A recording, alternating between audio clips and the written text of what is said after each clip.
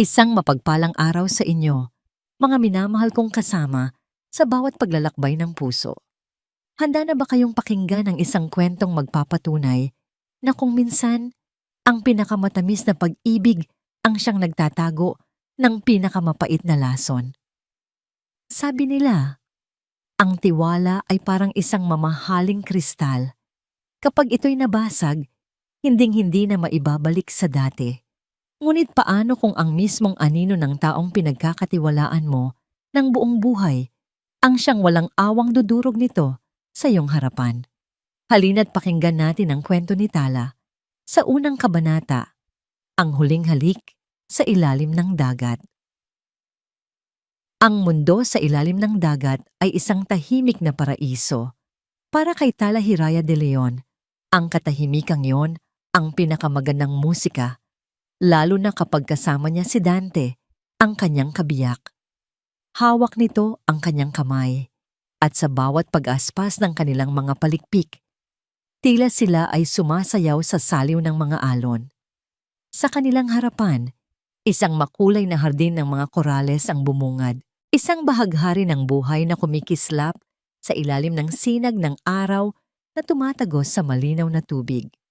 Ngumiti si Tala sa likod ng kanyang diving mask.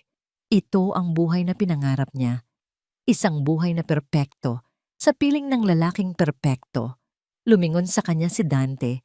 Ang mga mata nito'y nangungusap ng pagmamahal na higit pa sa kayang bigkasin ng mga salita. Dahan-dahan, inalis nito ang regulator mula sa bibig nito at itinaas ang kanyang maskara. Sa isang mabagal na kilos, na tila ba ang oras ay huminto para sa kanila, inilapit ni Dante ang kanyang muka at binigyan si Tala ng isang marahang halik. Isang halik na lasang alat at pangako. Sa sandaling iyon, si Dante ang kanyang hari at siya ang reyna ng buong karagatan. Ngunit ang perpektong sandali ay madaling mabasag, tulad ng isang salamin. Nagsimula ito sa isang bahagyang pagkirot sa kanyang dibdib, isang pakiramdam na tila may pumipiga sa kanyang mga baga. Sa una, inakala niyang dalalang ito ng pananabik, ngunit mabilis itong lumala. Ang hangin mula sa kanyang tangke ay tila naging mainit at mabigat. Bawat paghinga ay isang pakikibaka. Sinubukan niyang tawagin ang pansin ni Dante. Iwinasiwas niya ang kanyang mga kamay, tinuro ang kanyang dibdib, ang kanyang lalamunan. Ngunit si Dante ay tila abala sa pagtingin sa isang isdang dumaan. Hindi ba nito nakikita ang sindak sa kanyang mga mata? Ang paraiso ay unti-unting nagiging isang bangungot. Ang makukulay na korales ay nagsimulang maglaho sa isang madilim na ulap. Nanlabo ang kanyang paningin. Ang katahimikan ng dagat na kanina lang ay musika sa kanyang pandinig, ngayon ay isang nakabibinging pag-iisa. Ang huling nakita niya bago siya lamunin ng kadiliman ay ang anyo ni Dante. Lumalangoy palayo, na tila ba wala itong kamalay-malay sa kanyang paghihingalo. Ang sumunod na mga alaala ay pira-piraso, ang magaspang na buhangin sa kanyang pisngi. Ang bigat ng dibdib ni Dante na paulit-ulit na dumidiin sa kanya. Ang sigaw nito na tumatawag ng tulong, puno ng pag-aalala at takot. Ang boses na yon, ang boses ng kanyang mapagmahal na asawa, ang nagbigay sa kanya ng lakas para kumapit sa hibla ng buhay. Naramdaman niya ang pagdampi ng mga dayuhang kamay sa kanyang balat, ang pag-angat sa kanya papunta sa isang stretcher. Napapaligiran siya ng mga tao, ngunit ang isip niya ay lumulutang sa isang lugar sa pagitan ng buhay at kamatayan. At sa gitna ng kaguluhang iyon, sa gitna ng mga sigawan at yabag ng mga paa, isang imahe ang tumatak sa kanyang isipan. Isang payat na batang lalaki, may dalang mga kabibe, na nakatayo sa di kalayuan. Ang mga mata nito ay hindi mga mata ng isang musmos. Puno ito ng pighati at kaalamang hindi dapat taglayin ng isang bata sa kanyang edad. Habang isinasakay siya sa ambulansya, nagawa ng bata na lumapit. Sa isang iglap, habang ang lahat ay abala, idinikit nito ang kanyang bibig sa tainga ni Tala. Ang hininga nito ay amoy dagat. At ang kanyang mga salita ay isang bulong na mas malamig pa sa kamatayan. Huwag kang magtiwala sa asawa mo. Anas ng bata, ang boses ay nanginginig ngunit malinaw. Nilason niya ang oxygen mo. Pagkatapos noon, ang bata ay naglaho na sa karamihan na parang isang multo. Ang mga salitang yon ay umalingaw-ngaw sa isip ni Tala. Mas malakas pa sa sirena ng ambulansya. Isang lason, isang kasinungalingan. Hindi maari. Si Dante? Ang kanyang Dante? Ang lalaking humalik sa kanya sa ilalim ng dagat? Imposible. Marahil ay namamalikmata lamang siya, isang bunga ng kanyang pagkasuffocate. Ngunit ang tingin sa mga mata ng batang iyon, hindi iyon kasinungalingan. Pagmulat niya, ang una niyang nakita ay ang puting kisame ng isang silid sa ospital. Ang amoy ng antiseptic ay dumampi sa kanyang ilong at sa tabi niya, hawak ang kanyang kamay ay si Dante. Ang mukha nito ay gusot sa pag-aalala. Ang mga mata ay namumugto. Ang perpektong imahe ng isang nagmamahal na asawa. Tala, mahal ko? Sabi nito, ang boses ay paos. Gising ka na. Salamat sa Diyos. Hinigpitan nito ang hawak sa kanyang kamay. Ang init ng palad nito ay pamilyar, ngunit sa unang pagkakataon, nagdulot ito ng kilabot sa kanya. Naaalala mo ba kung anong nangyari? Tanong ni Dante. Ang mukha ay puno ng pag-asa. Tumingin si Tala nang diretso sa mga mata ng kanyang asawa. Sinubukan niyang hanapin doon ang anino ng isang halimaw, ang bakas ng isang mamamatay tao. Ngunit wala siyang nakita, kundi ang pag-ibig na matagal na niyang kilala. Alin ang totoo? Ang pagmamahal sa mga mata nito o ang lason sa bulong ng bata? Sa sandaling iyon, isang desisyon ang nabuo sa kanyang isipan. Isang desisyon na magliligtas sa kanyang buhay o tuluyang wawasak dito. Ipinikit niya ang kanyang mga mata, huminga ng malalim, at muling tumingin kay Dante na may blangkong ekspresyon. Sa isang boses na mahina at naguguluhan, itinanong niya ang mga salitang magpapabago sa lahat. Sino ka? Ang Villa Hiraya. Ang pangalan pa lang ay nangangahulugang bunga ng pangarap. Ito ang tahanang ipinundar ng kanyang mga magulang, isang monumentong gawa sa bato, salamin, at matitibay na kahoy. Dati, para kay Tala, ang bawat sulok nito ay kanlungan. Ngayon, sa kanyang pagbabalik mula sa ospital, ang villa ay tila isang malawak at ginintuang kulungan. Sinalubong siya ng mga katulong na may halong awa at pagtataka sa kanilang mga mata. Sa tabi niya, hindi bumibitaw si Dante, na umaarteng tila siya ang pinakamatatag na haligi sa mundo. Ngunit para kay Tala, ang braso nitong nakaakbay sa kanya ay parang isang posas. Welcome home, mahal, bulong ni Dante. Huwag kang mag-alala. Nandito lang ako. Aalalayan kitang maalala ang lahat. Tumangulang si Taala, pinipilit na magmukhang nalilito at takot. Ngunit sa loob-loob niya, isang bagyo ng galit at pag-iingat ang nagwawala. Bawat salita ni Dante ay tila isang patibong. Nang gabing iyon, inihanda ang isang hapunan para sa kanyang pagbabalik. Nakaupo sa kabisera si Tala at sa paligid niya ay ang mga taong dati niyang pinakamamahal. Si Dante sa kanyang kanan, ang pinsan niyang si Anino sa kaliwa. At sa tapat niya, ang kagalang-galang na si Dr. Sinag Arevalo, ang pinagkakatiwalaang kaibigan ng kanyang ama. Sila ang kanyang pamilya. Sila rin ang mga aninong nagbabalak ng kanyang katapusan. Kumusta ang pakiramdam mo, Hija?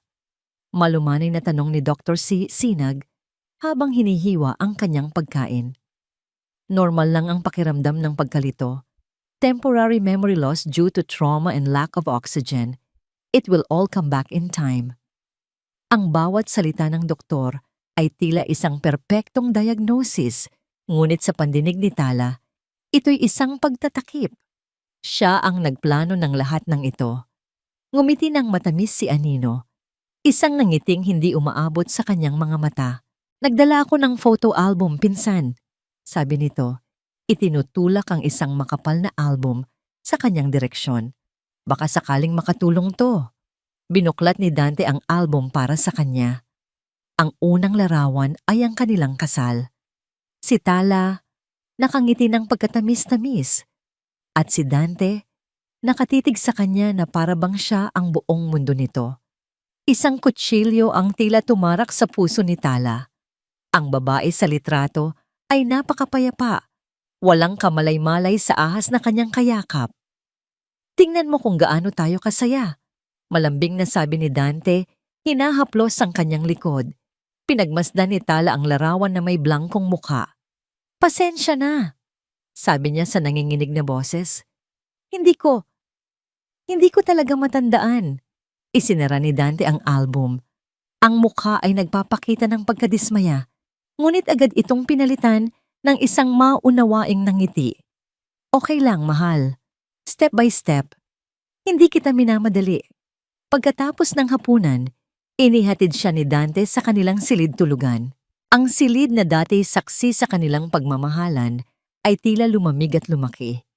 Habang nagsusuklay si Tala sa harap ng salamin, lumapit si Dante mula sa likuran at niyakap siya. Naramdaman ni Tala ang pagtayo ng kanyang mga balahibo. "Namiss kita, Tala," bulong nito sa kanyang tainga at sinimulang halikan ang kanyang leeg. Sa isang mabilis na kilos, napalayo si Tala na tila ba napaso. Humarap siya kay Dante. Ang mga mata ay nanlalaki sa kunwaring takot. "Patawad," sabi niya. Ang boses ay garalgal. "Gusto ko man pero para kang estranghero sa akin. Natatakot ako." Ang sakit sa mga mata ni Dante ay mukhang totoo.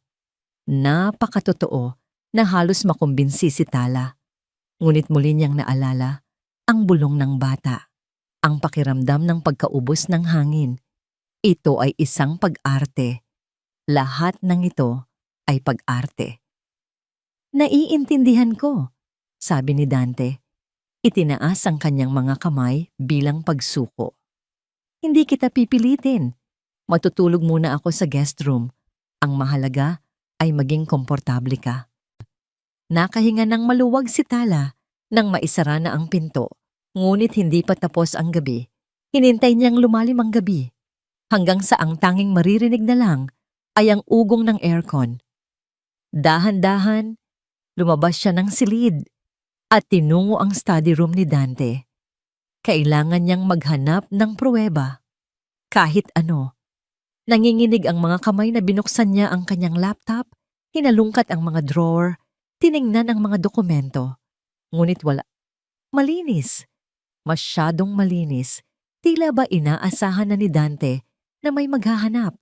Babalik na sana siya sa silid nang makasalubong niya si Anino sa pasilyo. May hawak na isang baso ng tubig. Nagulat si Tala, ngunit hindi nagpahalata si Anino. "Hindi ka makatulog?" tanong nito. Tinititigan si Tala mula ulo hanggang paa. May kakaibang kislap sa mga mata ng kanyang pinsan, isang kislap ng panunuri. "Umiinom lang din ako ng tubig," palusot ni Tala. Tumango si Anino at lumapit. "Alam mo, Tala," sabi nito sa isang mapanuksong boses, "sana bumalik na ang alaala mo. Pinsan, mahirap mabuhay sa kasinungalingan." Ang mga salitang iyon ay tumama kay Tala na parang sampal. Isang babala ba ito? O isang pangaasar? Ngumiti lamang si Tala nang pilit at nagpatuloy sa paglakad, pabalik sa kanyang silid. Isinara niya ang pinto at doon lamang niya naramdaman ang pagod. Pagod sa pag-arte, pagod sa takot. Humiga siya sa kama, ramdam ang bigat ng kanyang sitwasyon. Paano niya lalabanan ang mga taong kilalang kilala siya, habang siya ay kailangang magpanggap na hindi sila kilala. At habang nakapikit ang kanyang mga mata, isang tunog ang kanyang narinig mula sa study room. Hindi ito sinasadyang marinig, ngunit sapat na malinaw dahil sa katahimikan ng gabi.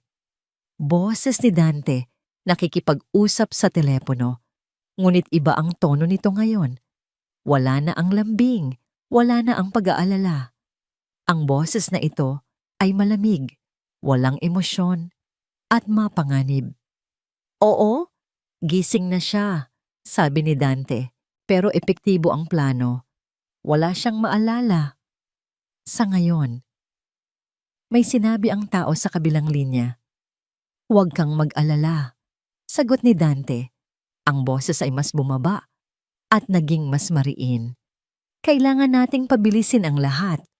Bago pa may maalala siya, napatakip si Tala sa kanyang bibig upang pigilan ng isang hikbi. Ang kanyang hinala, ang kanyang pinakamalaking takot, lahat ay totoo. Hindi lang ito isang aksidente, ito ay isang plano. At ang plano ay nagpapatuloy pa rin. Ang mga salita ni Dante na narinig niya kagabi ay parang lason na kumalat sa buong sistema ni Tala.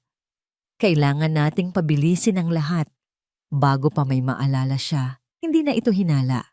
Ito ay isang katotohanang kasing linaw ng sikat ng araw. Isang katotohanang kayang pumatay. Wala na siyang oras. Bawat araw na nagpapanggap siyang walang alaala ay isang sugal. Kinabukasan, gumising siya na may iisang plano sa isip. Kailangan niyang makita ang batang lalaki. Siya ang simula ng lahat.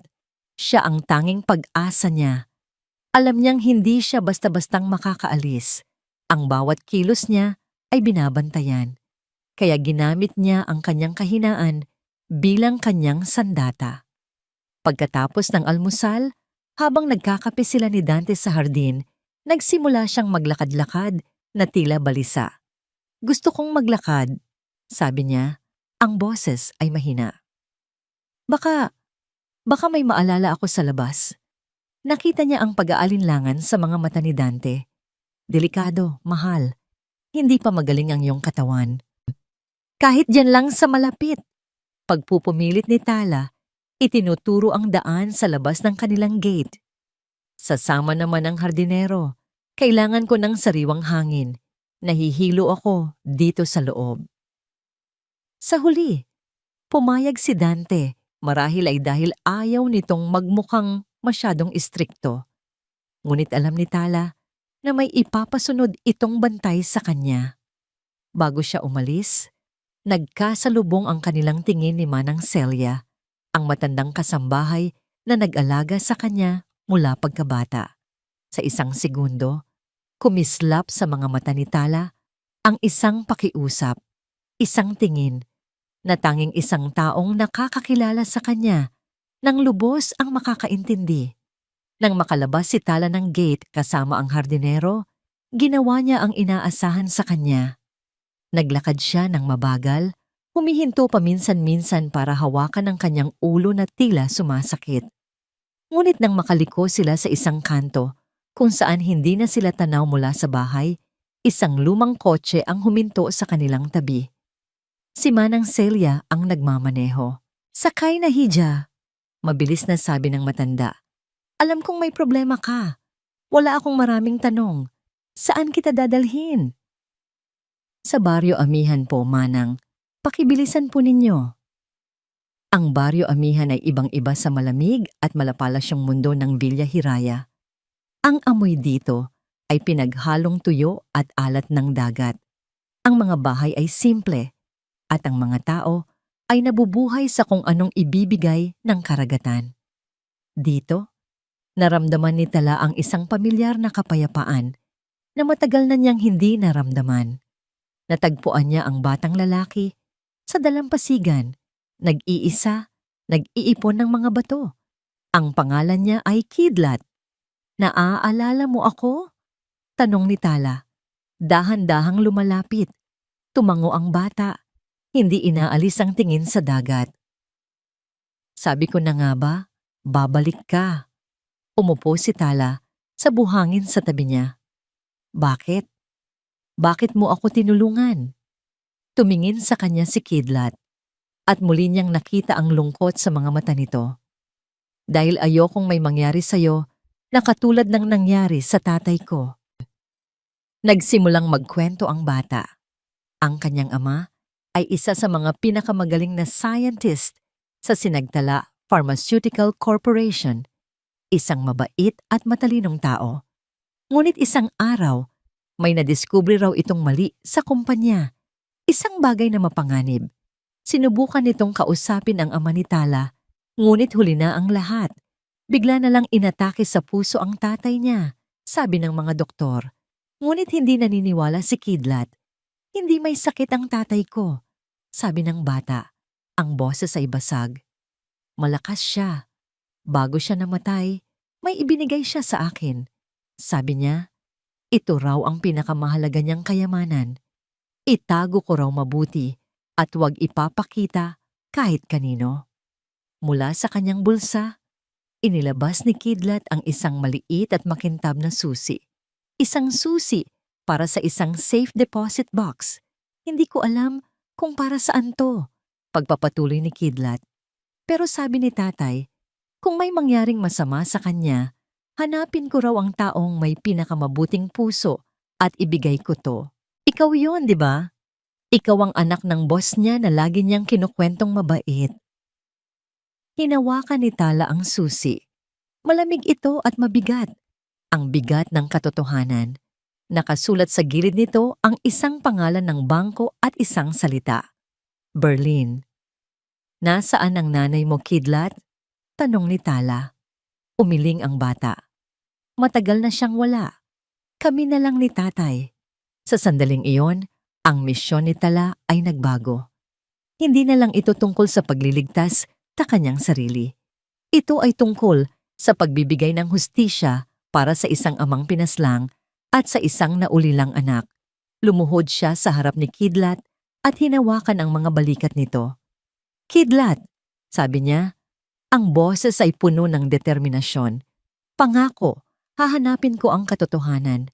Ipaglalaban ko ang tatay mo. Niyakap siya ng bata ng mahigpit. Isang yakap na puno ng takot at pasasalamat. Ang pagbabalik sa Villa Hiraya ay mas nakakakaba. Inihatid siya ni Manang Celia sa parehong kanto at muli siyang naglakad pa uwi na tila walang nangyari. Ngunit pagpasok niya sa gate, nandoon si Dante, nag-aabang sa may pinto. Nakatayo ito na parang isang estatwa. Ang mga kamay ay nasa kanyang likod. Ang nangiti sa labi nito ay hindi umabot sa kanyang mga mata. Saan ka galing, mahal ko? Tanong ni Dante. Ang boses ay kalmado, ngunit may pahiwatig ng panganib. Nag-alala ako sa'yo. Ang katahimikan sa pagitan nila ni Dante ay mas mabigat pa sa isang pader na bato. Tinitigan siya nito. Ang mga mata ay sinusuri ang bawat hibla ng kanyang pagkatao. Naghahanap ng kahit anong senyales ng pagsisinungaling. Ngumiti si Tala, isang ngiting mahina at pagod. Ito ang kanyang pinakamabisang sandata. Naligaw lang ako, sabi niya. Pinapanatili ang pagkalito sa kanyang boses. Sinusubukan kong maghanap ng pamilyar na lugar. Akala ko makakatulong. Ang paliwanag ay sapat na para bahagyang lumuwag ang tensyon sa mukha ni Dante. Pinalitan ito ng pamilyar na maskara ng pag-aalala. Sana sinabi mo sa akin, mahal. Sinasamahan kita. Inakay siya nito papasok. Ang kamay ay mahigpit sa kanyang baywang. Isang kilos na hindi nagpapahiwatig ng pag-aalaga, kundi pag-aari. Kinabukasan, naramdaman ni Tala na tila mas bumilis ang takbo ng mga pangyayari. Pagkatapos ng almusal, ipinatawag siya ni Dante at Dr. Sinag sa sala. Ang karaniwang maginhawang silid ay tila naging isang korte. Pinaupo nila siya sa isang malaking silya at sa mesang nasa kanyang harapan ay isang salansan ng mga dokumento at isang mamahaling pluma. Umupo si Dr. Sinag sa tapat niya, inayos ang kanyang salamin at nagsalita sa isang boses na propesyonal at walang bahid ng emosyon. Talahija, panimula niya. Dahil sa iyong kondisyon, kailangan nating gawin ang ilang hakbang para protektahan ka at ang kumpanya. This is just a temporary measure for medical reasons. Ipinakita niya ang mga papeles. Ito ay isang special power of attorney. It temporarily assigns Dante as the acting CEO of Sinagtala Corporation para siya muna ang magpatakbo ng lahat habang ikaw ay nagpapagaling. Ang bawat salita ay parang suntok sa sikmura ni Tala. Ito na iyon. Ang kudeta. Ang pag-agaw sa lahat ng ipinaghirap ng kanyang ama. Gamit ang isang pirma. Ang kanyang pirma. Tiningnan niya ang mga papel. Hindi ito mga dokumento. Ito ang kanyang death warrant. Hindi ko maintindihan, sabi niya. Tunay na naguguluhan hindi sa mga legal na termino, kundi sa kapal ng mukha ng mga taong nasa harap niya. Dito na pumasok si Dante. Lumuhod ito sa tabi ng kanyang silya. Hinawakan ang kanyang mga kamay. Ang mga kamay nito ay mainit, ngunit ang pakiramdam ay parang yelo.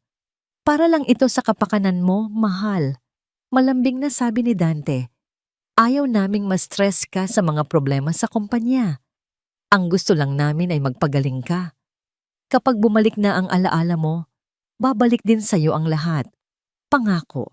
Kinuha nito ang pluma at inilagay sa kanyang kamay. Ang bigat nito ay tila bigat ng isang baril.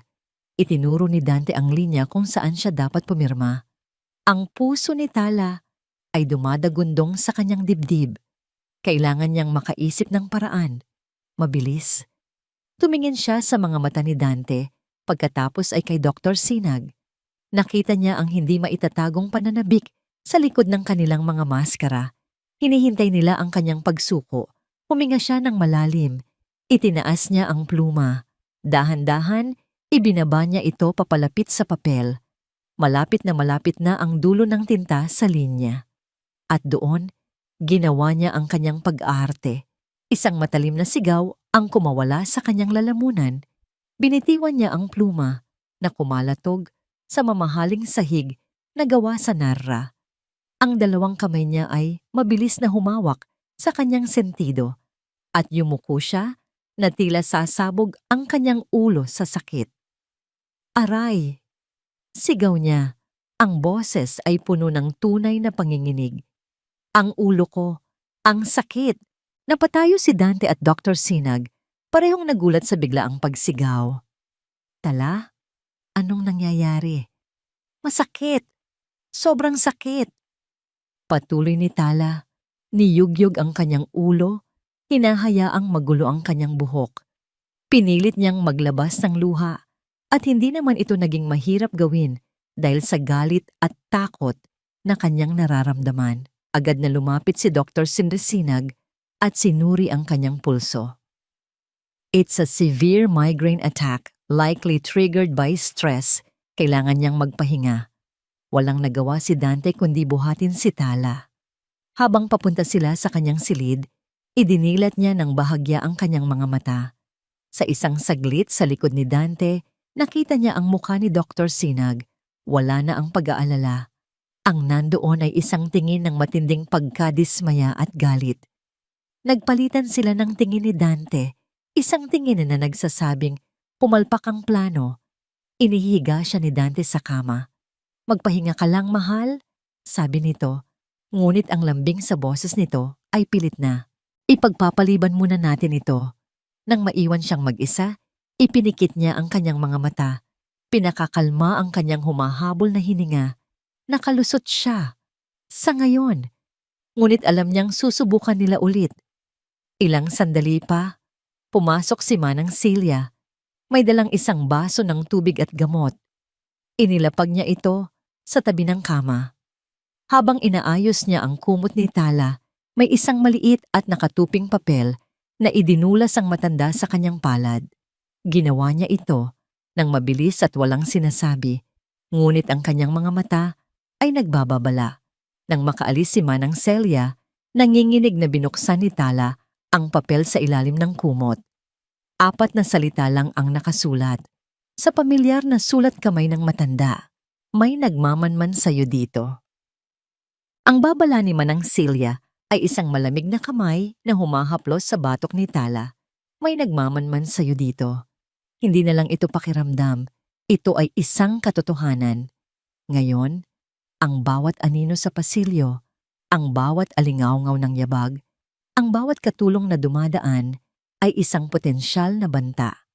Ang Villa Hiraya ay naging isang chessboard at siya ang haring kailangang protektahan ng sarili nang walang sino mang kakampi. Sa lahat ng kanyang kalaban, si Anino ang pinakatuso. Hindi ito kasing brutal ni Dante o kasing klinikal ni Dr. Sinag. Ang sandata ni Anino ay sikolohiya. Siya ang ahas sa hardin, nag-aabang ng tamang pagkakataon para tumuklaw. At ang pagkakataong iyon ay dumating isang hapon. Lumapit si Anino kay Tala habang nag-iisa itong nakaupo sa may hardin. Dala-dala nito ang isang nangiting tila puno ng nostalgia. Naalala mo ba itong lugar na ito, pinsan? Tanong ni Anino. Ang boses ay malambing. Dito tayo laging naglalaro noong mga bata pa tayo. Umiling si Tala. Pinanatili ang blangkong ekspresyon. Hindi, sagot niya. Hindi nasiraan ng loob si Anino. Inakay siya nito palapit sa isang malaki at matandang puno ng mangga sa gilid ng hardin. Ang puno ay puno ng mga ukit, mga pangalan at petsa mula sa mga nakaraang henerasyon. Tingnan mo, sabi ni Anino, itinuturo ang isang bahagi ng puno na medyo mataas. Nakaukit doon ang mga pangalang Tala po, Anino, sa loob ng isang puso. Tayo ang gumawa niya noong 10 taong gulang tayo. Inakyat mo pa nga ang puno para lang maabot yan. Tinitigan yon ni Tala na parang isang dayuhan sa sarili niyang nakaraan. Ang totoo, tandang-tanda niya ang araw na yon. Siya pa nga ang nahulog at nagkaroon ng gasgas sa tuhod. Ngunit ang Tala na nasa harap ni Anino ngayon ay walang alam. Talaga? Sabi lang niya. Ang boses ay walang kabuhay-buhay. Ngumisi si Anino. Ito na ang simula ng kanyang patibong. Oo naman. At naaalala mo ba kung ano ang ibinaon natin sa ilalim ng punong to? Ang ating time capsule. May laman yung mga sikreto natin. Naramdaman ni Tala ang pagbilis ng tibok ng kanyang puso. Ito ay isang pagsubok. Isang pagsubok sa kanyang alaala. May ibinaon tayong sikreto. Pagpapatuloy ni Anino, ang mga mata ay nakatitig ng maigi sa kanya, naghahanap ng kahit anong kislap ng pagkilala. Tungkol sa crush mo noon na si Marco, yung kapitbahay natin. Isinulat mo pa nga sa isang papel na kapag lumaki tayo, papakasalan mo siya. Ako lang ang nakakaalam noon, pinsan. Sigurado akong kapag nahukay natin yon, maaalala mo. Halos masamid si Tala. Si Marco. Isang pangalang matagal na niyang kinalimutan. Isang sikretong totoo ngang silang dalawa lang ni Anino ang nakakaalam. Isang perpektong pain. Kung magpapakita siya ng kahit anong reaksyon, pagkagulat, pagtanggi, o kahit pagngiti, huli siya. Huminga siya ng malalim at tumingin kay Anino na may pinaghalong pagkalito at kaunting inis. Sino si Marco? Tanong niya. Na tila ba napapagod na sa laro nito? Wala akong maalalang Marco. Wala akong maalalang time capsule. Pwede ba, Anino? Tigilan mo na. Lalo lang sumasakit ang ulo ko sa'yo. Ibinuhos niya sa kanyang boses ang lahat ng pagod at frustrasyon na nararamdaman ng isang taong nawalan ng alaala. Naglakad siya palayo. Iniwan si Anino na nakatayo sa ilalim ng puno. Mula sa gilid ng kanyang mata, nakita niya ang pagbabago sa mukha ng kanyang pinsan. Ang pagiging kampante nito ay napalitan ng pagkadismaya at pagdududa. Hindi sa kanya, kundi sa sarili nitong plano. Nakalusot na naman siya. Ngunit ang tagumpay ay may kasamang kilabot. Gaano katagal pa niya kayang magpanggap? Nang gabing iyon, habang naghahanda siyang matulog, may napansin siyang kakaiba sa kanyang silid. Isang bagay na hindi niya napansin noon. Sa isang estante na puno ng mga porselanang manika mula sa kanyang kabataan, isa sa mga ito ay tila bahagyang nakaharap sa ibang direksyon. Lumapit siya. Sinusuri ang manika. Isa itong balerina, nakasuot ng puting bestida. Ngunit sa pagitan ng mga mata nitong salamin, sa gitna mismo, may isang maliit at halos hindi makikitang butas. Isang perpektong bilog na itim. Biglang nanlamig ang buong katawan ni Tala. Isang kamera, hinawakan niya ang manika at naramdaman niyang bahagya itong mainit. Naka-on ito. Matagal na. Marahil ay mula pa noong bumalik siya galing ospital. Pinapanood nila siya. Sa kanyang pagbibihis, sa kanyang pagtulog, sa kanyang mga sandali ng pag-iisa. Ang babala ni Manang Celia ay hindi lang tungkol sa mga taong nagmamanman. Ito ay tungkol sa mga tang hindi niya nakikita. Nanginginig, maingat niyang ibinalik ang manika sa eksaktong posisyon nito. Hindi niya ito pwedeng sirain. Hindi niya pwedeng ipahalata na alam na niya. Mula sa sandaling ito, ang kanyang silid ay hindi na isang santuwaryo. Ito ay isang entablado. At siya ang bida sa isang palabas kung saan ang isang maling galaw ay nangangahulugan ng kanyang kamatayan. Humiga siya sa kama at nagtalukbong ng kumot na para bang kaya siyang itago nito mula sa matang salamin ng manika. Ipinikit niya ang kanyang mga mata, ngunit ang tanging nakikita niya ay ang itim na butas na yon, isang walang katapusang dilim na sumisipsip sa lahat ng kanyang pag-asa. Ang pagkakatuklas sa hidden camera ay ang huling patak ng tubig na nagpaapaw sa baso. Hindi na pwedeng maghintay si Tala. Bawat segundong nananatili siya sa Villa Hiraya ay isang segundong mas malapit siya sa bingit ng kamatayan. Kailangan niyang makapunta sa Berlin. Kailangan niyang makuha ang laman ng safe deposit box. Ngunit paano? Ang kanyang pasaporte ay tiyak na nakatago at bawat kilos niya ay binabantayan. Kailangan niya ng isang perpektong dahilan. Isang dahilan na hindi pagdududahan ni Dante. Ang pagkakataon ay dumating sa anyo ng isang imbitasyon, isang medical conference sa Germany na dati pa sanang pupuntahan ng kanyang ama. Ipinakita ito ni Dante sa kanya isang umaga na may halong panghihinayang. Sayang at hindi ka makakapunta. Mahal, sabi ni Dante. Ito sana ang pagkakataon mong makilala ang mga partners ng sinagdala sa Europa. Dito nakita ni Tala ang kanyang oportunidad. Gusto kong pumunta, sabi niya. Ang boses ay mahina, ngunit may determination. Nagulat si Dante. Pero Tala, ang kondisyon mo. Baka ito ang kailangan ko. Katwiran ni Tala. Tinitingnan si Dante na may mga matang puno ng kunwaring pag-asa. Isang bagong lugar. Baka may maalala ako. Sabi ni Dr. Sinag, kailangan kong subukang bumalik sa mga normal na gawain. Ginagamit niya ngayon ang mga salita mismo ng doktor laban sa kanila. At saka, kasama naman kita, di ba? Hindi mo naman ako pababayaan. Hindi nakatanggi si Dante. Ang pagtanggi ay magmumukhang kahina-hinala. Isang linggo ang lumipas na para bang isang taon sa pakiramdam ni Tala at lumilipad na sila patungong Berlin. Ang buong bihe ay isang pagsubok sa kanyang pagpipigil. Si Dante ay todo alaga na para bang sila ay nasa isang pangalawang honeymoon. Ngunit para kay Tala, ang bawat ngiti at bawat haplos nito ay parang balat ng ahas na dumadampi sa kanya. Pagdating sa Berlin, nagdahilan si Tala na masama ang kanyang pakiramdam dahil sa jet lag. Habang si Dante ay abala sa isang paunang pagpupulong, sinamantala niya ang pagkakataon. Mayroon lang siyang 3 oras. Mabilis siyang nag-taxi papunta sa address ng bangko na nakasulat sa susi. Ang gusali ay luma, ngunit matatag, isang simbolo ng mga lihim na kayang itago ng panahon. Nanginginig ang kamay na ipinakita niya ang susi at ang kanyang pasaporte. Dinala siya sa isang silid sa ilalim ng lupa. Isang vault na puno ng libu-libong mga kahon na may sari-sariling kwento. Binuksan ng empleyado ang kanyang kahon.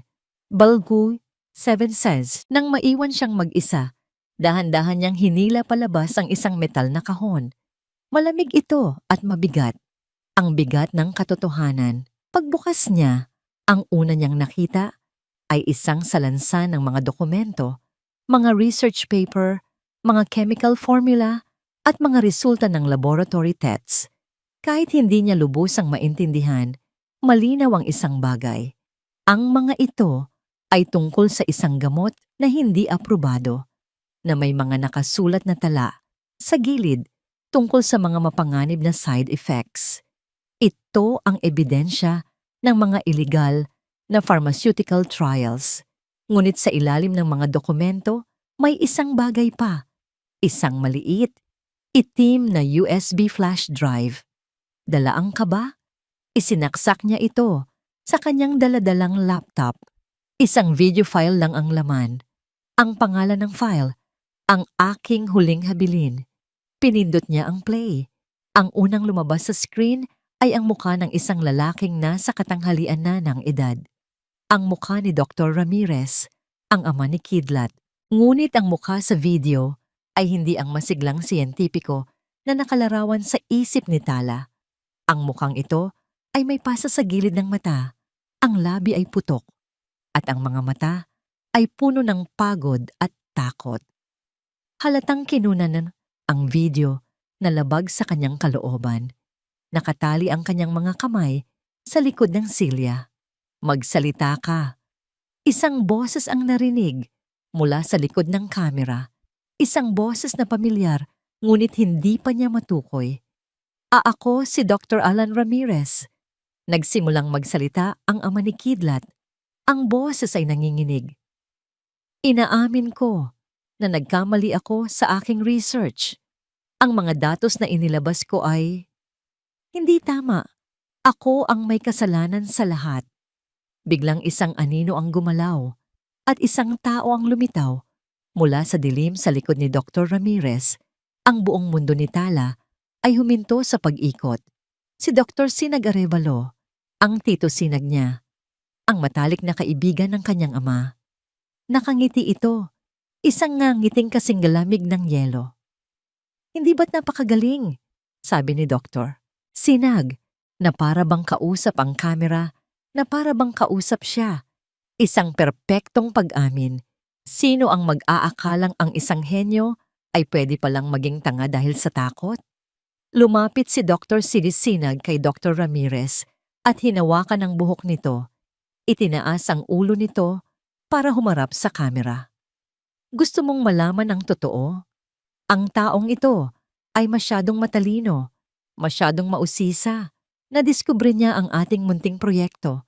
At tulad ng iyong ama, Don Ricardo, sabi ni Dr. Sinag, at sa pagkakataong ito, diretsong tumingin sa lente ng kamera. Ang mga taong masyadong maraming alam ay kailangang patahimikin.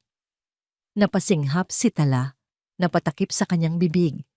Oo, Tala, pagpapatuloy ni Dr. Sinag, na tila nababasa ang nasa isip niya. Ako ang nagpatahimik sa kanya.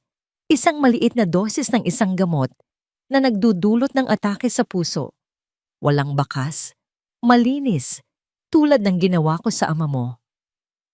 Isang sigaw ang kumawala mula sa lalamunan ni Tala. Ngunit walang tunog na lumaba. Ang sakit ay napakatindi, na tila sinasakal siya nito. Ang lahat ng kasinungalingan, ang biglaang heart attack, ang pag-aalala ni Dr. Sinag, ang pag-iyak ni Dante, lahat ay isang malaking, nakamamatay na teatro. Sa video, nagpatuloy si Dr. Sinag sa kanyang malademonyong pag-amin. Ang kasakiman ang pumatay sa ama mo, Tala, at ang katotohanan ito ang papatay sa iyo. Pagkatapos noon, ang video ay biglang natapos sa isang nakabibinging tunog ng static. Nakatitig lang si Tala sa blankong screen. Hindi siya makagalaw. Ang malamig na hangin sa loob ng vault ay tila nagyayelo sa kanyang mga buto. Hindi lang pala si Dante. Lahat sila. At ang pinuno ng mga ahas ay ang taong itinuring niyang pangalawang ama. Dahan-dahan niyang tinanggal ang USB. Ang mga daliri ay manhid. Ang maliit na bagay na yon ay hindi lang ebidensya. Ito ang sigaw ng 2 taong pinaslang. Sa gitna ng kanyang pagkataranta, biglang nag-ring ang kanyang telepono. Nanginginig na kinuha niya ito. Ang pangalan sa screen ay tila isang sumpa. Dante. Sinagot niya ito. Nasaan ka, mahal? Ang boses ni Dante sa kabilang linya ay malambing at puno ng pag-aalala na ngayon ay nagdudulot ng matinding pagkasuklam kay Tala. May sorpresa ako sa iyo pag-uwi mo. Ang biyahe pabalik mula sa Berlin ay ang pinakamahabang 14 na oras sa buhay ni Tala. Walang salita ang namagitan sa kanila ni Dante. Hindi na kailangan. Ang katahimikan ay puno ng mga salitang hindi kayang bigkasin. Pagtataksil, pagpatay, pagkasuklam. Nakatitig lang si Tala sa bintana ng eroplano. Pinapanood ang mga ulap na parang mga multo ng kanyang mga pangarap. Ang imahe ni Dr. Sinag na nakangiti habang inaamin ang pagpatay sa kanyang ama ay paulit-ulit na umikot sa kanyang isipan. Isang sirang plaka ng lagim. At si Dante, ang lalaking nakaupo sa tabi niya, ang lalaking minahal niya ng higit sa kanyang buhay, hindi lang ito kasabwat. Isa itong halimaw na nagkubli sa balat ng isang anghel. Paglapag nila sa Maynila, ang init na sumalubong sa kanila ay tila nagmumula sa impyerno. Pagdating nila sa Villa Hiraya, ang dating tahanan ay isa ng mausoleo. Ang mga katulong ay nakayuko, hindi makatingin ng diretso sa kanya na para bang may nagbabawal sa kanila. Hindi na siya inihatid ni Dante sa kanilang silid. Sa halip, dinala siya nito sa malawak na sala. Doon, sa gitna ng silid, nakatayo si Dante na may malamig na ngiti sa kanyang mga labi. Ang maskara ay tuluyan ng nalaglag. Wala na ang nag-aalalang asawa. Ang nasa harap niya ngayon ay isang estrangherong may mga matang puno ng pagwawagi. Kamusta ang pagliliwaliw mo sa Berlin, mahal? Tanong nito. Ang bawat salita ay may bahid ng pang-uuyam. Hindi sumagot si Tala. Tinitigan niya lang ito. Hinahayaang makita nito ang galit at pandidiri sa kanyang mga mata. Tumawa si Dante. Isang tawang walang kagalakan. Huwag mo na akong bigyan ng ganyang tingin, Tala. Tapos na ang laro. Kinuha nito ang isang tablet mula sa mesa. Ipinakita nito sa kanya ang screen, mga litrato. Malinaw na mga litrato niya na papasok at papalabas sa bangko sa Berlin. Magaling ka sanang umarte kung hindi ka lang nag-iwan ng bakas. Ang mga litratong niyan ay walang kwenta kumpara sa hawak ko. Matapang na sagot ni Tala. Ang boses ay nanginginig sa pinipigilang galit. Oo. Ang maliit na USB, sabi ni Dante na tila hindi nababahala. Alam na namin ang tungkol dyan. Sa tingin mo ba hahayaan ka naming makalabas ng bansang ito nang hindi namin alam ang bawat kilos mo? Sa isang senyas ni Dante, pumasok si Manang Silya, eskortado ng 2 security guard na hindi pamilyar kay Tala. Ang matanda ay umiiyak ng tahimik. Dahil sa iyong katapatan sa maling tao, malamig na sabi ni Dante kay Manang Celia, tapos na ang serbisyo mo dito. Umalis ka na. Manang! Sigaw ni Tala, sinusubukang lumapit, ngunit hinarangan siya ni Dante. Huwag kang mag-alala, Hija, sabi ng matanda sa gitna ng kanyang mga hikbi. Mag-iingat ka. Iyon ang huling mga salitang narinig niya mula dito bago ito tuluyang ilabas ng mga gwardya. Humarap si Tala kay Dante. Ang mga kamao ay nakakuyom. Hayop ka. Salamat sa papuri, sagot ni Dante. Hindi natitinag. Ngayon, akin na ang telepono at pasaporte mo. Walang nagawa si Tala kundi ibigay ang mga ito. Ang pagkawala ng mga bagay na yon ay ang huling pako sa kanyang kabaong. Opisyal na siyang bilanggo. Inakay siya ni Dante pataas, hindi na sa malambing na paraan, kundi sa paraang marahas. Dinala siya nito sa kanilang silid tulugan, ang silid na dati puno ng pagmamahalan at ngayon ay magiging kanyang selda. Itinulak siya nito papasok. Dito ka lang. Huwag kang gagawa ng kahit anong katangahan. Hahakbang na sana ito palabas nang magsalita si Tala. Hindi ka magtatagumpay, Dante. Malalaman ng lahat ang ginawa ninyo. Humarap ito at sa huling pagkakataon, nakita niya ang isang kislap ng dating Dante, isang kislap ng sakit at pagsisisi, ngunit agad din itong nawala, napalitan ng isang matigas na determinasyon. Huli na ang lahat tala, sabi nito, bago isara ang pinto. Narinig niya ang pagpihitit ng susi sa seradura, isang tunog na nagsasabing wala nang labasan. Ang gintong hawla ay nagsara na. Sinuntok niya ang pinto, sumigaw, ngunit walang sumasagot. Nang mapagod, napaupo na lang siya sa sahig. Isinandal ang likod sa malamig na kahoy. Tumingin siya sa paligid ng silid, ang kanilang mga larawan, ang kama kung saan sila natutulog.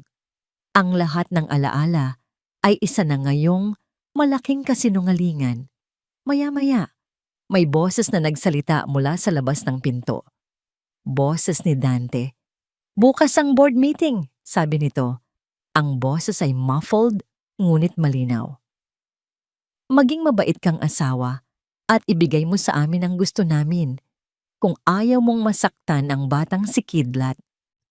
Ang banta ni Dante tungkol kay Kidlat ay isang nakamamatay na kamandag na kumalat sa buong sistema ni Tala. Ang batang iyon, ang inosenteng batang nagligtas sa kanya, ay nasangkot sa gulo nang dahil sa kanya. Isinumpa niya sa sarili na poprotektahan niya ito. Ngayon, ang pangakong iyon ay tila isang basag na salamin sa kanyang mga kamay. Ilang oras siyang nakakulong sa katahimikan ng silid. Bawat minuto ay parang isang paghila sa lubid na nakatali sa kanyang leeg. Pagkatapos, narinig niya ang pagpihit ng susi sa pinto. Bumukas ito. Ngunit hindi si Dante ang pumasok. Si Dr. Sinag Arevalo. Nakatayo ito sa may pintuan, nakangiti sa kanya na parang isang mapagmahal na tiyuhin na dumadalaw sa kanyang pamangking may sakit. Ngunit ang nangiti ay hindi umabot sa kanyang mga mata. Ang mga mata nito ay mata ng isang mga ngaso na nasukol na ang kanyang biktima. Hija, sabi nito, sa malumanay na boses habang isinasara ang pinto sa likuran niya. Hindi ka dapat nag-aalala ng ganito, nakakasama sa iyong kalusugan. Naglakad ito sa loob ng silid, tinitingnan ang mga gamit na parabang pag-aari niya. Hinaplos nito ang isang picture frame sa ibabaw ng mesa, isang larawan ni Tala at ng kanyang ina. Ang iyong ina, sabi ni Dr. Sinag. Ang boses ay puno ng isang kakaibang nostalgia. Siya ay isang diyosa. Napakaganda, napapakatalino. Dapat ay sa akin siya napunta, ngunit pinili niya ang iyong ama. Isang simpleng negosyante na walang maipagmamalaki kundi ang kanyang pera. Humarap ito kay Tala. Hindi mo naintindihan, hindi ba? Ang lahat ng ito, ang sinagtala, ang yaman, ang kapangyarihan, dapat ay sa akin. Kinuha lang ng ama mo ang hindi para sa kanya. Ang ginawa ko lang ay ibalik ang nararapat. Ang bawat salita ay isang patalim na tumataraki sa puso ni Tala. Ang buong buhay niya, ang tingin niya kay Dr. Sinag ay isang haligi ng respeto at kabutihan. Ngayon, nakikita niya ang tunay nitong anyo, isang taong nilamon ng inggit at pagkamuhi. Magsasayang ka lang ng panahon kung tatangkaan mong lumaban. Pagpapatuloy nito. Tapos na ang lahat. Hindi pa. Matigas na sagot ni Tala. Ang tapang ay nagmumula sa galit. Nasa akin ang ebidensya. Malalaman ng buong mundo ang ginawa mo. Isang tawa ang kumawala kay Dr. Sinag. Isang tawang nakakakilabot. Ang USB? Oo naman. Ngunit ang ebidensya ay walang silbi kung walang magpepresenta nito. Kinuha nito ang kanyang telepono mula sa bulsa. At para masigurong magiging masunurin ka, may pinindot ito sa screen at iniabot ang telepono kay Tala. Isang maikling video. Nakaupo sa isang silya si Kidlat sa loob ng isang madilim na bodega. Nakatali ang kanyang mga kamay at paa. May takip na panyo ang kanyang bibig. Ang mga mata ng bata ay nanlalaki sa takot at may mga luha na dumadaloy sa kanyang mga pisngi. Ang lakas na nagpatatag kay Tala sa mga nagdaang araw ay biglang naglaho na parang isang kastilyong buhangin na tinangay ng alon. Napaluhod siya sa sahig. Ang kanyang mga binti ay hindi na kayang suportahan ang bigat ng kanyang kaluluwa. Huwag, pakiusap niya. Ang boses ay basag. Huwag niyo siyang sasaktan. Bata lang siya, walang kasalanan. Isa siyang insurance policy. Malamig na sabi ni Dr. Sinag, ibinubulsa ang telepono. Bukas, sa board meeting, pipirmahan mo ang lahat ng dokumento. Ibibigay mo sa amin ang USB. At bilang kapalit, hindi masasaktan ng bata. Ganoon kasimple. Yumuko si Tala. Ang kanyang mga balikat ay nanginginig. Humagulgol siya. Hindi ito sigaw ng galit, kundi hikbi ng pagkatalo. Wala na siyang pagpipilian, wala nang paraan para manalo. Ang buhay ng isang inosenteng bata ang nakataya. Tumingala siya kay Dr. Sinag. Ang muka ay basang-basa ng luha. Ang kanyang mga mata ay blangko. Walang buhay, walang pag-asa. Panalo na kayo, sabi niya sa isang halos hindi marinig na bulong. Isang ngiti ng tagumpay ang sumilay sa labi ni Dr. Sinag. Bago ito umalis, may kinuha ito mula sa isang paper bag na dala nito. Isang magandang damit. Isang eleganteng bestida na kulay dugong bughaw. Inihagis niya ito sa kama. Isuot mo yan bukas, sabi nito. Gusto kong makita kang maganda sa araw ng iyong pagbagsak. Nang umalis na ito at muling isinara ang pinto, naiwan si Tala sa sahig, nakatingin sa damit. Tila iyon ang isusuot sa kanyang sariling libing. Lahat ay nawala. Ngunit sa gitna ng kanyang pagkawasak, isang alaala ang biglang pumasok sa kanyang isipan. Isang huling, desperadong galaw na ginawa niya bago pa man magsimula ang huling kabanatang ito. Flashback. Pagbaba niya mula sa kotse galing airport, bago pa man siya harapin ni Dante sa sala, alam niyang ito na ang katapusan ng laro. Sa isang saglit na walang nakatingin, kinuha niya ang isang maliit na burner phone na itinago niya sa lihim na bulsa ng kanyang maleta. Nanginginig, ngunit mabilis ang kanyang mga daliri. Isang maikling mensahe sa iisang numero. Ang numero ng personal na abogado ng kanyang ama. Ang taong pinagkakatiwalaan nito ng higit sa lahat. Ang mensahe, Code Berlin, bukas 9 a.m. Ngayon, sa sahig ng kanyang kulungan, nakatingin sa damit ng kanyang pagkatalo. Alam ni Tala na ang mensaheng iyon ang kanyang huling baraha. Isang baraha na halos imposible nang manalo. Isang pusta sa dilim. Ang gabi ay mahaba at walang bituin.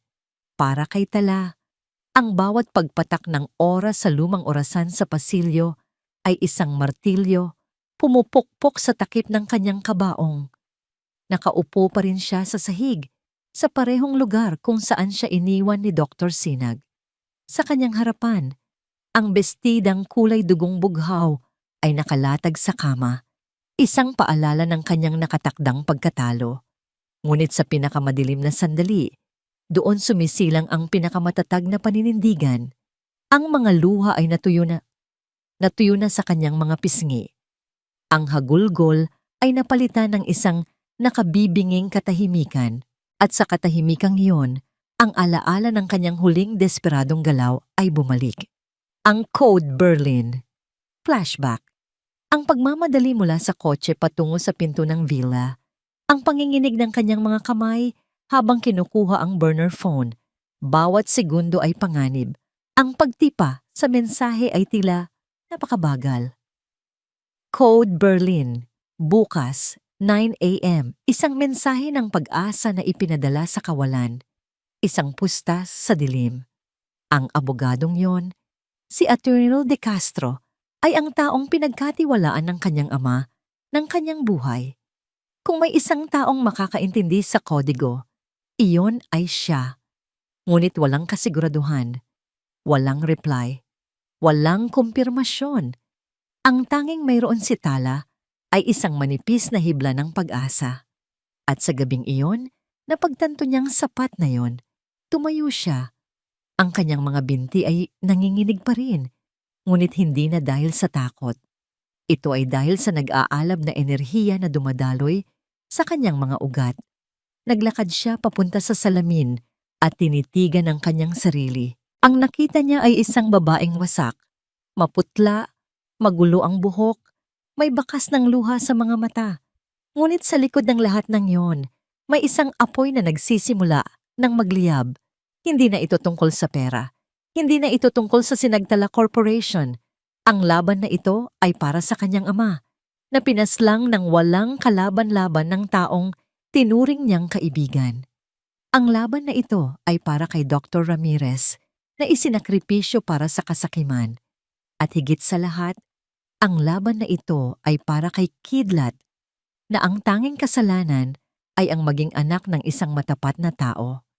Dahan-dahan, hinubad niya ang kanyang suot na damit at kinuha ang bestidang iniwan ni Dr. Sinag. Habang isinusuot niya ito, hindi niya ito naramdaman bilang damit ng pagkatalo. Sa halip, ito ang kanyang baluti. Bawat butones na kanyang isinara ay isang panata. Bawat pag-ayos sa tela ay isang paghahanda para sa digmaan. Tumingin siyang muli sa salamin. Ang babaeng nakatayo roon ngayon ay iba na. Ang kanyang buhok ay maayos na. Ang kanyang mga mata, bagamat may bakas pa rin ng sakit, ay nagliliyab na ngayon sa isang malamig na apoy. At sa kanyang mga labi, isang bahagyang nawang ngiti ang sumilay, isang ngasang ngiting hindi masaya, kundi mapanganib. May isa pa siyang kailangang gawin. Mula sa isang lumang drawer kung saan nakatago ang mga gamit niya sa kolehiyo, kumuha siya ng isang blankong USB flash drive. Kaparehong-kapareho ito ng itsura ng totoong ebidensya. Inilagay niya rito ang ilang mga walang kwentang file, mga lumang litrato, mga dokumento ng kanyang thesis, sapat lang para magmukhang may laman. Ang totoong USB na naglalaman ng sigaw mula sa Berlin ay maingat niyang itinago sa isang lihim na tahi sa laylayan ng kanyang bestida. Ito ang kanyang huling pusta. Isang palabas, isang palitan. Kailangan niyang makumbinsi silang nakuha na nila ang lahat bago pa man niya ilabas ang kanyang alas. Madaling araw na nang matapos siya. Umupo siya sa gilid ng kama, perpektong bihis, naghihintay. Hindi siya natulog. Ang bawat sandali ng katahimikan ay ginugol niya sa pag-iisip, sa pagsasaulo ng kanyang gagawin, sa pagpapatatag ng kanyang puso para sa pinakamalaking pag-arte ng kanyang buhay. Hindi na siya ang biktimang umiiyak sa sahig. Ngayong gabi, siya ang naging patibong. Nang marinig niya ang mga yabag papalapit sa kanyang pinto, huminga siya ng malalim. Para kay Itay, para kay Kidlat. Bumukas ang pinto. Si Dante. Nakabihis na rin ito ng mamahaling suit, handang-handa para sa araw ng kanyang koronasyon. Napatigil ito sandali nang makita si Tala. Isang kislap ng paghanga o marahil ay sorpresa ang dumaan sa kanyang mga mata. Nakita niya ang babaeng minahal niya, hindi ang bilanggong inaasahan niya. "Maganda ka," sabi nito. Ang boses ay halos isang bulong, bago muling maging malamig at formal. Mabuti naman at natuto kang sumunod. Hindi umimik si Tala. Tumingin lang siya sa kanya na may blankong ekspresyon. Humakbang si Dante papasok sa silid. Ang ngiti sa labi nito ay puno ng pagwawagi. Inilahad nito ang kanyang kamay na para bang isang prinsipe na susundo sa kanyang prinsesa. "Handa ka na bang tapusin ang lahat, mahal ko?" Tanong nito. Ang huling salita ay puno ng lason. Dahan-dahang tumayo si Tala. Inilagay niya ang kanyang malamig na kamay sa palad ni Dante. Tumingin siya nang diretso sa mga mata nito, mga matang minsan niyang sinamba. At ngayon ay kinasusuklaman niya. "Handang-handa na," sagot niya. Ang boses ay kalmado at walang bahid ng takot. Habang magkahawak kamay silang naglalakad, palabas ng silid, palabas ng gintong hawla. Alam ni Tala na isa sa kanila ay hindi na babalik ng buo. pagkatapos ng araw na ito. At gagawin niya ang lahat. Isusugal niya ang lahat para siguraduhing hindi siya iyon. Ang huling pusta ay nakalatag na sa mesa. Ang biyahe papuntang Sinagtala Tower ay parang isang prosesyon patungo sa sarili niyang bitayan. Ngunit sa pagkakataong ito, si Tala ang may hawak ng palakol. Hawak siya ni Dante sa braso, isang paghawak na sa paningin ng iba ay pag-aalaga. Ngunit para sa kanya ay pagbabantay. Ang boardroom ng Sinagtala ay nasa pinakamataas na palapag ng gusali. Ang mga dingding na gawa sa salamin ay nagpapakita ng buong syudad sa ibaba. Isang kaharian na balak agawin ng mga ahas na kasama niya. Ang mahabang lamesa na gawa sa mahogany ay napapaligiran ng mga miyembro ng board. Ang kanilang mga mukha ay seryoso, puno ng awa, para sa may sakit na tagapagmana. Naupo si Tala sa pinakadulo ng lamesa, sa upuang para sa kanya, sa tabi ng upuan ng kanyang ama. Sa tapat niya ay si Dr. Sinag, kalmado at kagalang-galang. Sa kanyang tabi, si Dante, ang perpektong asawa. At sa isang sulok, si Anino, ang mga mata ay nagniningning sa inggit at tagumpay. Nagsimula ang pulong. Magalang na ipinaliwanag ni Dr. Sinag ang sitwasyon. As you all know, Tala has been through a traumatic experience. Her physicians have recommended complete rest, free from any corporate stress. Therefore, for the good of the company and for Tala's own well-being, we are here to officiate a temporary transfer of executive powers. Ang mga dokumento ay inilapag sa harap ni Tala. Ang parehong mga papeles na tinanggihan niya noon, ang special power of attorney, ang kanyang kadena. Kinuha ni Dante ang pluma at magiliw na inilagay sa kanyang kamay. Para sa iyo ito, mahal. Bulong nito, sapat na para marinig ng mga nasa malapit. Ang buong silid ay nakatingin sa kanya. Ang mga miyembro ng board na may simpatya, si Anino na may pagkasabik, si Dr. Sinag na may katiyakan, at si Dante na may ngiti ng isang demonyong nanalo na. Itinaas ni Tala ang pluma. Ang tunog ng kanyang paghinga ay tila napakalakas sa nakabibinging katahimikan. Ibababa na sana niya ang dulo ng pluma sa papel nang bigla siyang huminto. Itinaas niya ang kanyang ulo at tiningnan sila, isa-isa. Bago yan, sabi niya, ang kanyang boses ay hindi na mahina at nalilito. Ito ay matatag, malamig, at puno ng kapangyarihan. May gusto akong ipanood sa inyong lahat. Isang kolektibong paghinga ng gulat ang narinig sa buong silid. Ang nangiti sa mukha ni Dante ay naglaho. Ang kalmadong ekspresyon ni Dr. Sinag ay bahagyang natibag. Bago pa man may makapagsalita, kinuha ni Tala ang isang maliit na remote control mula sa kanyang bulsa. Isang remote na ibinigay sa kanya ni Atty. De Castro bago sila pumasok. Pinindot niya ang isang buton. Ang malaking screen sa likod ng upuan ng chairman na kanina'y nagpapakita lang ng logo ng Sinagtala ay biglang umitim at pagkatapos ay nagliwanag. Nagsimula ang video.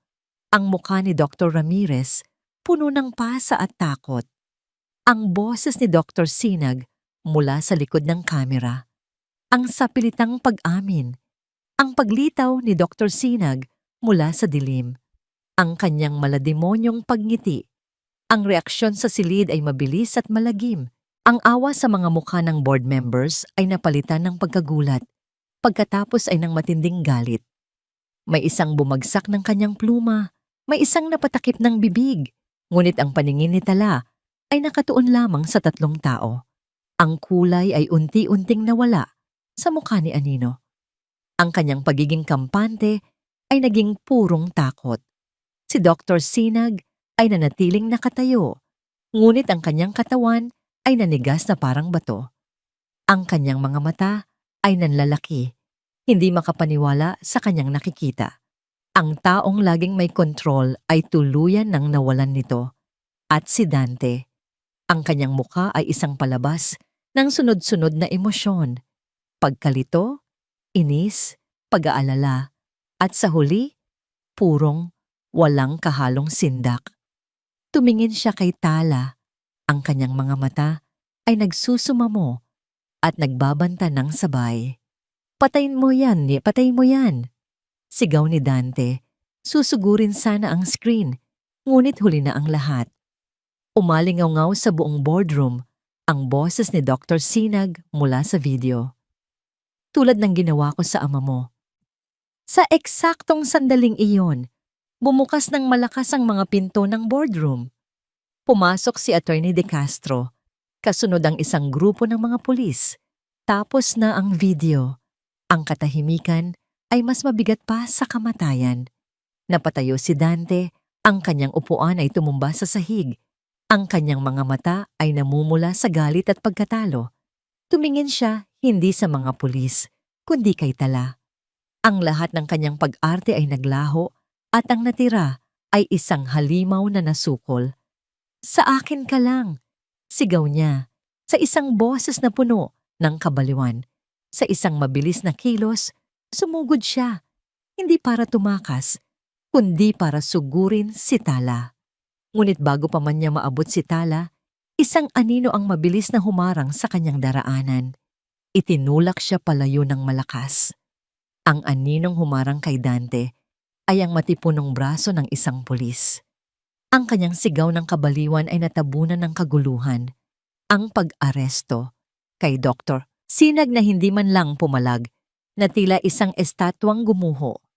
Ang paghikbi ni Anino habang pinupusasan at ang sabay-sabay na pag-flash ng mga kamera mula sa media na tila inanyayahan para sa eksklusibong palabas na ito. Sa gitna ng lahat, si Tala ay nanatiling nakatayo na parang isang puno pagkatapos ng isang malakas na bagyo, nanginginig ngunit hindi natumba. Ang kanyang misyon ay hindi pa tapos. Nasaan ang bata? Sigaw niya kay Attorney De Castro sa gitna ng ingay. Nasaan si Kidlat? Mabilis na kumilos ang abogado, bumulong sa hepe ng mga pulis. Sa loob lang ng ilang minuto, isang radyo ang tumunog, isang address ang binanggit, at isang team ang mabilis na umalis. Para kay Tala, ang mga sumunod na sandali ay mas mahaba pa sa lahat ng araw na siya'y nagpanggap. Pagkatapos, bumukas muli ang pinto ng boardroom. Isang pulis ang pumasok at sa likod niya, hawak ang kanyang kamay, ay si Kidlat. Sa sandaling nagtama ang kanilang mga mata, ang lahat ng ingay, ang lahat ng kamera, ang lahat ng tao sa silid ay naglaho. Mayroon lamang silang dalawa. Isang bigat na tila pasan niya sa loob ng maraming taon ang biglang nawala sa kanyang mga balikat. Tumakbo si Tala. Tumakbo rin si Kidlat. Nagtagpo sila sa gitna ng silid sa isang mahigpit na yakap. Naramdaman ni Tala ang panginginig ng munting katawan sa kanyang mga braso. Narinig niya ang mga pigil na hikbi nito. Ligtas ka na! Bulong niya sa buhok ng bata, paulit-ulit na parang isang dasal. Ligtas na tayo! Ang mga sumunod na araw ay isang malabong panaginip. Mga interview sa pulisya, mga pahayag sa media, mga pagpupulong kasama ang mga abogadong nag-aayos ng gusot sa sinagtala. Ngunit sa lahat ng iyon, may isang bagay siyang kailangang gawin para sa kanyang sarili. Dinalaw niya si Dante sa istasyon ng pulis. Nakaupo ito sa kabilang panig ng isang makapal na salamin, nakasuot ng kulay kahel na damit ng bilanggo. Ang dating makisig at makapangyarihang lalaki ay naglaho na. Ang natira ay isang taong may mga matang walang laman at may anino ng balbas sa mukha. Hindi siya nagsalita. Tinitigan niya lang ito. Tala, sabi ni Dante. Inilapit ang bibig sa maliit na butas ng intercom. Patawarin mo ako. Mahal kita. Alam mo yan. Nadala lang ako. Si Dr. Sinag ang may utak ng lahat. Ang mga salitang mahal kita na minsan ay nagpapatunaw sa kanyang puso ay isa na ngayong lason sa kanyang pandinig. Hindi siya kumibo. Sabihin mo sa kanila na biktima lang ako. Pagpapatuloy nito, ang boses ay nagiging desperado. Kaya nating ayusin to. Magsimula tayo ulit. Sa wakas, nagsalita si Tala. Ang kanyang boses ay kalmado at pinal. Ang Dante na minahal ko ay matagal nang namatay. Siguro, hindi naman talaga siya umiral. Isang huling tingin ng awa ang ibinigay niya sa lalaking minsan niyang pinangarap makasama habang buhay. Pagkatapos, tumalikod siya at naglakad palayo. Hindi na lumingon pa habang naririnig niya ang mga sigaw ni Dante na unti-unting humihina sa kanyang likuran. Sa bawat hakbang papalayo, nararamdaman niya ang pagputol sa huling kadenang nag-uugnay sa kanya sa masalimuot na nakaraan. Kinabukasan, humarap si Tala sa buong bansa. Sa isang press conference, hindi na siya ang babaeng biktima. Siya na ang CEO ng Sinagtala Corporation. Ang Sinagtala ay nagkasala. Panimula niya, ang boses ay matatag. Hindi lang sa aking pamilya, kundi sa tiwala ng publiko. Ngayon, sisimulan natin ang pagbabago. Bawat kasalanan ay itatama. Bawat biktima ay bibigyan ng hustisya. Sa tabi ng entablado, nakatayo si Kidlat. Hawak ang kamay ni Attorney De Castro, nakatingin sa kanya na may paghanga. Makalipas ang isang linggo, dinala ni Tala si Kidlat sa isang tahimik na lugar. Isang sementeryo na napapaligiran ng mga puno. Tumayo sila sa harap ng isang puntod na gawa sa puting marmol. Nakaukit dito ang pangalan ng kanyang ama. Tay, sabi ni Tala, hinahaplos ang malamig na bato. Ipinaglaban kita. Sana, kung nasaan ka man, payapa ka na. Tumingala sa kanya si Kidlat. Mabait po ba si Lolo Ricardo? Tanong nito. Ngumiti si Tala sa gitna ng kanyang mga luha. Oo, ang pinakamabait na taong nakilala ko. Hinawakan niya ang kamay ng bata. At sigurado akong magugustuhan ka niya. Habang papalubog ang araw, pauwi na sana sila nang tawagan sila ni Attorney De Castro. Tala, mayroon lang akong huling bagay na kailangan mong malaman, sabi ng abogado. Tungkol sa huling habilin ng iyong ama, may isang espesyal na probisyon doon na ngayon ko lang pwedeng sabihin sa'yo. Ano po yun, Tito? Bago pa man siya mamatay, sabi ni Attorney De Castro, nagdagdag siya ng isang clause. Sinasabi roon na sa pagkakataong mayroon kang nais na ampunin na bata, binibigyan kanya ng buong basbas at lahat ng legal at pinansyal na suporta mula sa kanyang personal na yaman para gawin ito. Na para bang alam niyang darating ang isang katulad ni Kidlat sa buhay mo. Makalipas ang 6 na buwan, ang hangin sa Sinagtala Tower ay iba na. Wala na ang takot at kasinungalingan. Napalitan ito ng isang bagong kultura ng katapatan at pagbabago.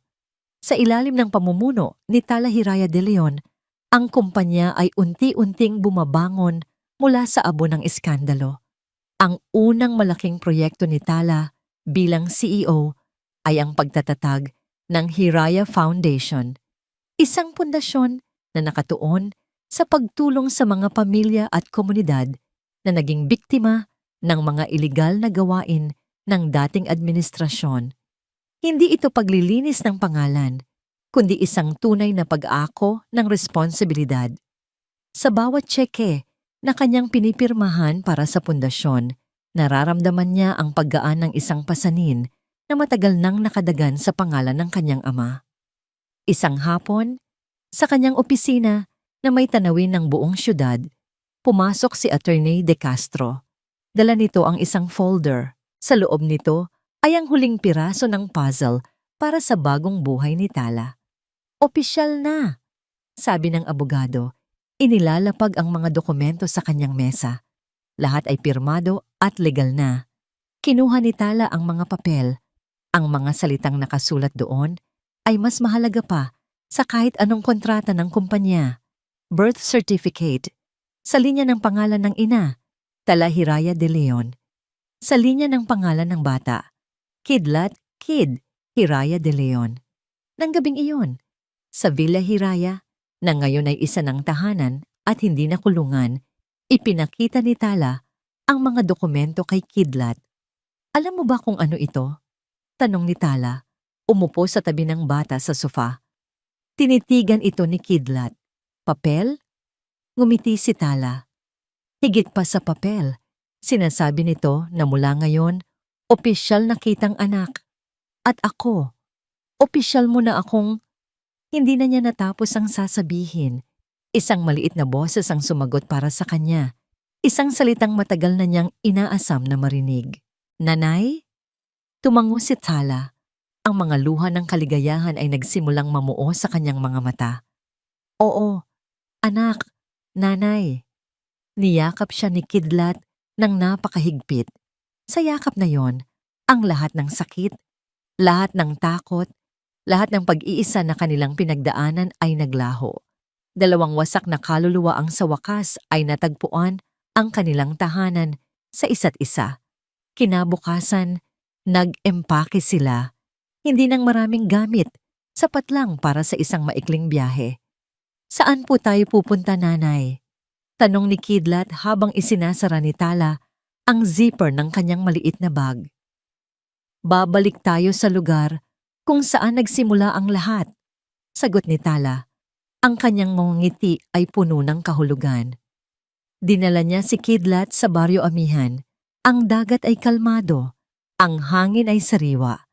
Walang bakas ng bangungot na nangyari sa dalampasigang yon. Para sa iba, ito ay lugar ng kamatayan at pagtataksil. Ngunit para sa kanila, ito ang lugar kung saan sila unang nagkita. Ito ang lugar kung saan isang bulong ang nagligtas sa isang buhay. Magkahawak kamay silang naglakad sa buhanginan, hinahayaan ang mga alon na humalik sa kanilang mga paa. Pinanood nila ang mga batang naghahabulan, ang mga mangingisdang nag-aayos ng kanilang mga lambat. Isang simpleng buhay na puno ng kapayapaan. Dito ko unang narinig ang katotohanan, sabi ni Tala, nakatingin sa dagat. At dito natin sisimulan ang ating katotohanan. Umupo sila sa buhangin, pinapanood ang paglubog ng araw. Ang langit ay nag-aapoy sa kulay kahel, rosas, at lila, isang obra maestra ng kalikasan.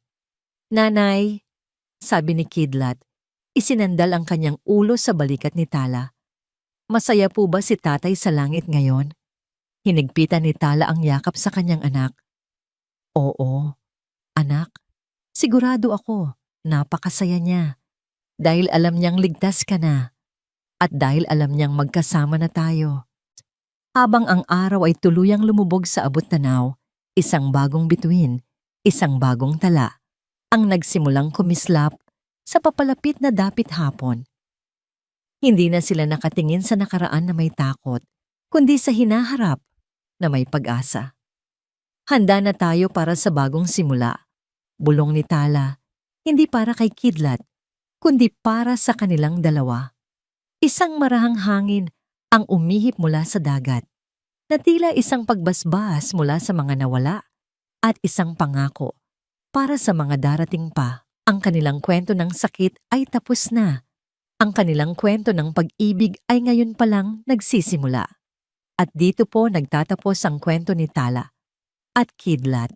Isang kwentong nagpapaalala sa atin na ang tunay na lakas ay hindi nasusukat sa yaman o kapangyarihan, kundi sa tapang na bumangon mula sa pagkakalugmok, harapin ang mapait na katotohanan at piliing magmahal muli sa kabila ng sakit.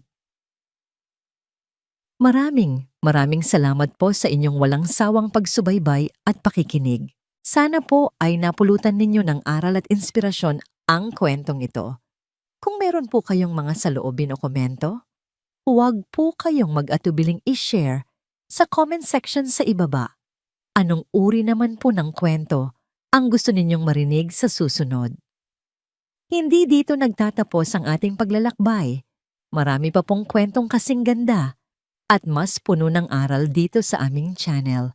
Kung nagustuhan nyo ang kwentong ito, i-like, i-share sa pamilya at mga kaibigan at mag-subscribe na rin para lagi kayong updated sa mga susunod pa naming kwento.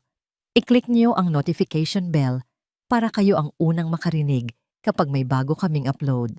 Pagpalain po kayo ng Panginoon, kayo at ang inyong buong pamilya. Hanggang sa muli.